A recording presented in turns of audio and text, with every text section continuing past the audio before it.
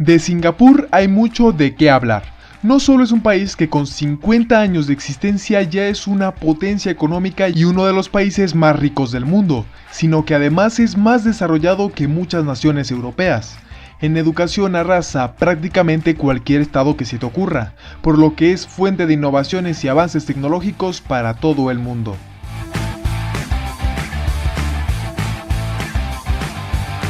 Sin embargo, en este video descubrirás otra de las impresionantes cualidades, y para mí una de las más importantes, de esta ciudad-país.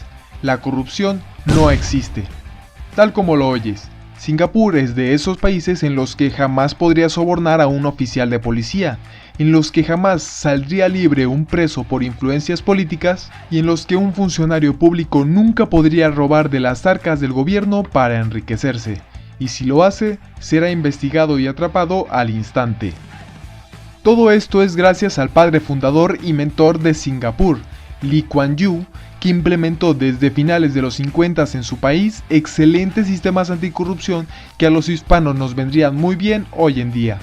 Educación, ética, mérito y compromiso, pero también fuertes controles, leyes estrictas y una efectiva oficina anticorrupción que ha ganado numerosos premios y reconocimientos fueron la clave para que hoy en día Singapur esté libre del crimen en el gobierno. Entonces, ¿qué podemos aprender de Singapur? ¿Un país que acabó con la corrupción?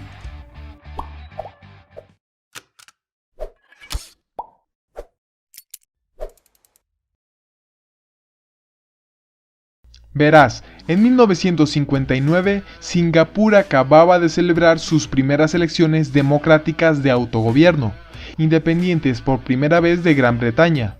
Singapur dejó, pues, de ser una colonia británica. Fue entonces cuando el partido más popular y organizado, el Partido de Acción Popular, el PAP, formado por una serie de jóvenes singapurenses educados en Inglaterra y decididos a cambiar a su nación para bien y para siempre, ganó casi todos los puestos del parlamento, y su líder, Lee Kuan Yew, fue nombrado primer ministro. Cuando Lee Kuan Yew llegó al poder, se encontró con uno de los peores países para vivir de Asia. Había pobreza por todas partes, las violaciones y los asesinatos a mujeres eran comunes y se veía a esta ciudad como una sucia y muy desorganizada. Además, y por supuesto, había corrupción a raudales, heredada de la época colonial, pues el lavado de dinero y el tráfico de influencias eran el pan de cada día. De esta forma, el primer ministro decidió hacer que la lucha contra la corrupción fuera el primer objetivo de su agenda, pues no podría lograr nada si sus funcionarios eran corruptos y desleales. Así, su resolución fue tener como mano derecha a una oficina de investigación de prácticas corruptas como una de las formas que usaría para acabar con la corrupción. La oficina que eliminó la corrupción. La Oficina de Investigación de Prácticas Corruptas, a la cual llamaremos CPIO, fue creada en 1952 por el gobierno británico para combatir la corrupción de políticos menores y policías. Sin embargo, en ese tiempo esa oficina no fue para nada efectiva, ya que los agentes de la CPIO no contaban con la capacidad para realizar investigaciones exhaustivas, ni existían leyes que definieran ni regularan los crímenes que perseguían y sus procedimientos. Por lo tanto, la corrupción continuaba desenfrenada aún con la existencia de la oficina. Pero esto acabó cuando llegó el nuevo gobierno de Lee Kuan Yew. Lee Kuan Yew empezó un proceso de total modernización de la CPIO, empezando por hacerla completamente independiente de otras instituciones que pudieran obstaculizar sus investigaciones por razones políticas.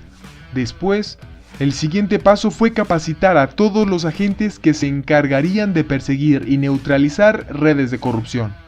Hoy en día, todos los titulados universitarios que quieran entrar a la oficina deben de entrenarse en un curso sobre procedimientos de investigación y leyes penales durante 4 meses, y una vez concluido, estar 2 años enteros a prueba dentro de la institución, para iniciarte finalmente como oficial de la CPIO.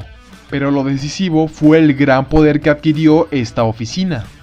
Al año siguiente de llegar al poder en 1960, el Parlamento singapurense controlado por el Partido Popular promulgó Prevention of Corruption Act, o la Ley de Prevención de la Corrupción, en la cual se especificaba qué y cuándo es corrupción, pero lo más importante, le otorgaba una especie de omnipotencia a la CPIO. Te enumeramos cuáles son las principales facultades que esta ley le otorgó a la CPIO.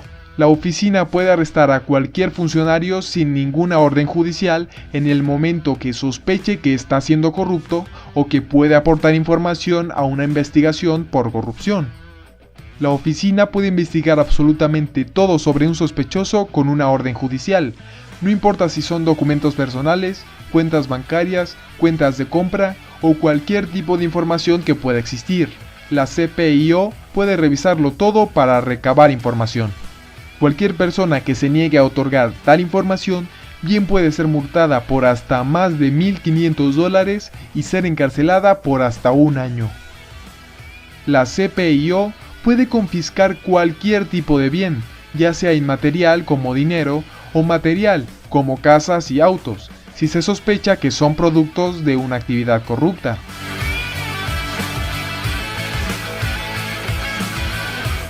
Con todas estas facultades, con toda esta capacidad legal, no es de extrañar que en pocos años la CPIO se convirtiera en una auténtica impartidora de justicia para los corruptos. En lo que lleva de su existencia, la Oficina de Investigación de Prácticas Corruptas ha investigado y atrapado a decenas de políticos corruptos, tanto de bajo nivel como de las más altas esferas del gobierno. Pero esto no es lo más impresionante. Lo verdaderamente impactante es que esta misma oficina, aunque estuviera sujeta a la presidencia, también investigó al mismísimo primer ministro Lee Kuan Yew, a su esposa y a su hija, por posiblemente beneficiarse de concesiones a empresas por el gobierno. Sin embargo, y aunque el caso demostró que no hubo corrupción, Lee Kuan Yew afirmó que eso demuestra que la CPIO es totalmente independiente y de política totalmente impersonal. Si quieres derrotar la corrupción, debes estar listo para enviar a la cárcel a tus amigos y familiares.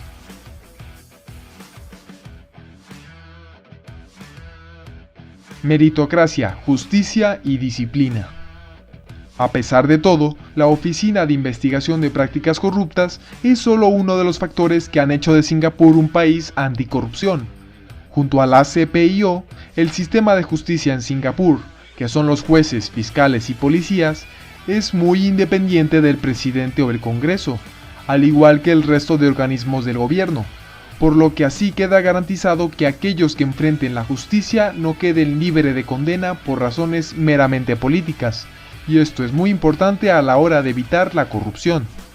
Sin embargo, nada de esto es comparable a la cultura de meritocracia singapurense. Desde que el Partido de Acción Popular iniciara su gobierno, formó en los singapurenses la cultura de la meritocracia, que es el medir el valor de una persona basándose en sus logros y alcances. Conduciéndose siempre por la estimación y el reconocimiento de los que trabajan y se esfuerzan, y el rechazo al mediocre y estafador, los singapurenses no pueden permitir la corrupción en sus vidas, ya que después de todo, la corrupción es solo una forma de ganarse la vida fácilmente, sin esfuerzo y a costa de la sociedad. La meritocracia se convierte de esta manera en el bastión, en la piedra angular, en los cimientos de esta cultura e historia de tolerancia cero con la corrupción que tiene Singapur, algo que necesitamos los pueblos hispanos inmediatamente.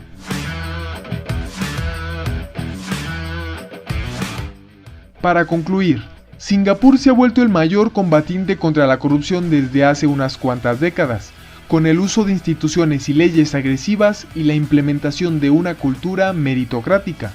Pero, ¿qué podemos hacer nosotros para alcanzar ese nivel? La propuesta es, primero, que los hispanos purguemos por completo nuestras instituciones. Como nos ha enseñado Singapur, debemos de crear departamentos y organismos completamente independientes y libres de influencias políticas que tengan como único objetivo purgar completamente los gobiernos de la corrupción, que se encarguen de investigar, atrapar y condenar a todo aquel funcionario público corrupto. Y por supuesto, con leyes que les permitan hacer todo lo necesario para cumplir con esa tarea. Lo segundo, pero no menos importante, es tener un sistema de justicia eficiente e igualmente independiente de la política que sea estricto a la hora de impartir justicia y capaz de aplicar la ley rigurosamente. Y por último, y tal vez lo que más necesitemos, es ser pueblos meritocráticos, enseñar los valores de la meritocracia educando a los niños y adolescentes para que el día de mañana sean adultos trabajadores que se esfuercen en mejorar y alcanzar sus metas. Promover la meritocracia en toda la población. Si los hispanos nos movilizamos para implementar todo lo anterior, conseguiremos formar estados con gobiernos, instituciones y habitantes honestos y responsables.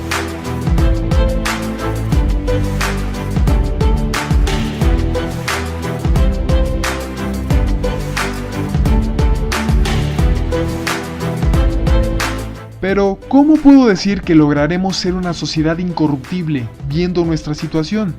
¿Pienso que esto es así de fácil? Claro que no. Como he dicho, necesitamos de cada uno de los hispanos que está viendo esto y de todos los demás para hacer el cambio, para formar gobiernos honestos y transparentes como Singapur, y hacerlo tardará lo que tenga que tardar. Pero si Singapur pudo conseguirlo en 30 años, nosotros lo podemos conseguir en la mitad o incluso menos, bastante menos.